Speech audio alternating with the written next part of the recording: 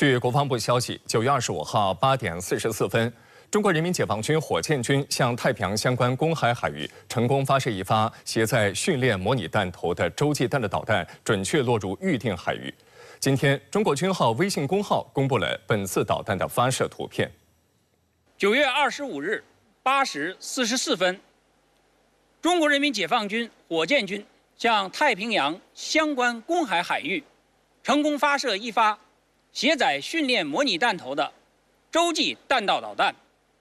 准确落入预定海域。此次导弹发射是年度军事训练例行性安排，符合国际法和国际惯例，不针对任何特定国家和目标。美国总统大选进入最后的冲刺阶段，剑拔弩张的政治氛围催生出接二连三的暴力威胁。继特朗普被枪击2个多月后，美国副总统、民主党总统候选人哈里斯位于亚利桑那州办公室再次遭到枪击。目前，警方仍在调查犯案动机，暂无人员被捕。分析指，美国总统候选人频遭自杀威胁，政治暴力在美国已经是新常态。当地时间9月23号深夜，美国民主党全国委员会竞选办公室发现疑似枪击造成的损坏。警方接到报警后出警，并透过办公室前窗观察到疑似枪击造成的弹孔。该办公室由亚利桑那州民主党哈里斯竞选团队以及国会竞选团队的工作人员共有。亚利桑那州民主党竞选办公室负责人麦克纳尼证实，我们位于坦佩的竞选办公室在夜间遭到了数枪射击。坦佩市公共信息官瑞安·库克则在声明中表示，这起事件在夜间发生，办公室内无人受伤，但也引发了人们对大楼内以及附近工作人员的安全的担忧。据了解，由于事发时办公室里没有人，目前当地执法部门将其定性为财产犯罪。不过，值得注意的是，这起疑似枪击事件已是几周内该办公室发生的第2起犯罪事件。此前，在9月16号午夜，该办公室的前窗还被疑似 BB 枪的物体击中。虽然2次事件都没有造成人员伤亡，但暴力行为的升级引发了外界对竞选团队安全的担忧。亚利桑那州民主党主席约兰达在一份声明中表示，亚利桑那州民主党的办公室成为暴力行为的目标，这令人极为难过。他表示，正在与执法部门合作，确保这一威胁得到认真对待，并确保我们的工作人员在工作时的安全。哈里斯原计划本周5会到亚利桑那州拉票，这也将是他接棒代表民主党初选总统以来第2次到访该州。而坦佩市作为亚利桑那州的民主党核心战场，具有重要的战略意义。该市不仅是民主党在亚利桑那州的重要票仓，还是亚利桑那州立大学的所在地。约5.7万名学生大多支持民主党的环保和移民政策，这也让坦佩成为双方竞选活动的争夺焦点之一。特别是在2020年总统大选时，拜登在亚利桑那州仅以不到1.1万票的微弱优势胜出。外界关注民主党今年能否保住该州。位于坦佩的这间办公室，则是协调哈里斯在亚利桑那州竞选活动的主要站点。今年8月，哈里斯曾到访坦佩，并在集会上受到了当地民众的欢迎。本次美国大选接二连三发生与总统候选人相关的袭击事件。本月15号，美国前总统、共和党总统候选人特朗普在佛罗里达州打高尔夫球时遭遇未遂刺杀图谋。特朗普无恙，嫌疑人已被羁押，若罪成，最高可以被判处终身监禁。这也是特朗普时隔2个月再次遭遇未遂刺杀。有分析指，美国总统候选人频遭刺杀威胁，说明政治暴力在美国已成为新常态。当地时间9月25号，美国前总统特朗普还透过社交媒体平台发声，称伊朗对他的生命构成了严重威胁。他写道：“伊朗严重威胁到我的生命，美军在观察并等待。伊朗已经采取了行动，但未能成功，但他们还会再次尝试。”特朗普还透露，现在在他周围的安保人员、枪支和武器比以往任何时候都多。同时，他感谢国会一致批准向特勤局提供更多资金。此前，特朗普的竞选团队表示，特朗普听取了美国情报部门关于伊朗计划暗杀他，以破坏美国稳定并制造混乱的相关简报。美国大选不仅搅动美国内局势，特朗普的老冤家英国伦敦市长萨迪克·汗也不放弃打击他的机会。萨迪克·汗在接受当地媒体采访时，一如既往地谴责特朗普，并敦促美国民众投票给哈里斯。萨迪克·汗警告说，若特朗普再度当选总统，将带来比美国人意识到的更为严重的影响。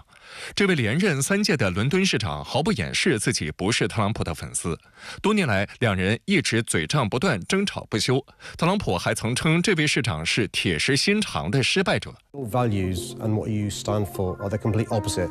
of London's values and the values in this country. We think diversity is not a weakness, diversity is a strength. We respect women and we think they're equal to men. We think it's important to safeguard the rights of all of us, particularly the vulnerable and the marginalised. When you are the president of the USA, you have a massive leadership role. You have a massive platform as well. People follow what you do. What we've seen over the last few years in the USA is a rolling back of much of the progress made in previous decades. 特朗普与萨迪克·汗积怨已久。2018年7月，特朗普到访英国时，萨迪克·汗不但公开表示反对，还批准了放飞特朗普宝宝巨型气球的申请，表示这是和平的抗议。对此，特朗普极为不满，抨击萨迪克·汗没有对一个非常重要的国家的元首尽地主之谊。Well, I think he's been a not very good mayor, from what I understand. He's done a poor job. Crime is up, a lot of problems, and I don't think he should be criticizing a representative of the United States that can do so much good for the United Kingdom. We talked about it before. He should be positive, not negative. He's a negative force, not a positive force. And if you look at what he said, he hurts the people of this great country. And I think he should actually focus on his job. 随着选战进入冲刺阶段，拉票也更趋白热化。当地时间9月25号，美国共和党总统候选人前总统特朗普的竞选团队确认，特朗普将于10月5号返回宾夕法尼亚州的巴特勒再次举行竞选集会。自7月13号特朗普在巴特勒的竞选集会上遭遇第一次未遂刺杀事件后，他曾数次表示自己将回到巴特勒再次进行集会。特朗普的竞选团队在一份声明中表示，过去几周里，特朗普的生命不止1次，而是2次遭遇威胁。他现在比以往任何时候都更加坚定，将会把他的使命完成到底。国台办25号举行例行新闻发布会，回应两岸热点问题。针对深圳卫视记者就美方接二连三对台军售提问，发言人朱凤莲强调，美国给台湾的不过是一堆自己不想要的东西和虚假的承诺。台湾民众得到的只是日益深陷火药桶、弹药库的险境。赖清德日前出席民进党活动时大放厥词，妄称要坚持两岸所谓互不隶属，并宣称将继续强化军事力量。国台办发言人朱凤莲在25号的例行记者会上对其谬论进行驳斥，直指赖清德言论再次暴露其顽固坚持台独立场、实施台独分裂、不断进行挑衅对抗的恶劣本性。尽管海峡两岸尚未完全统一，但中国的主权和领土从未分割，也绝不允许分割。台湾是中国一部分的地位从未改变，也绝不允许改变。赖清德所谓互不隶属、坚持主权的论调，既没有历史法理依据，也不符合客观事实。朱凤莲强调，台湾是中国的台湾，台湾的前途在于国家统一，只能由包括2300万台湾同胞在内的14亿多中国人民共同决定。赖清德和民进党当局持续进行谋独挑衅，鼓吹以外谋独、以武谋独，置台湾民众于台独引战的险境，严重背离历史大势，必遭失败。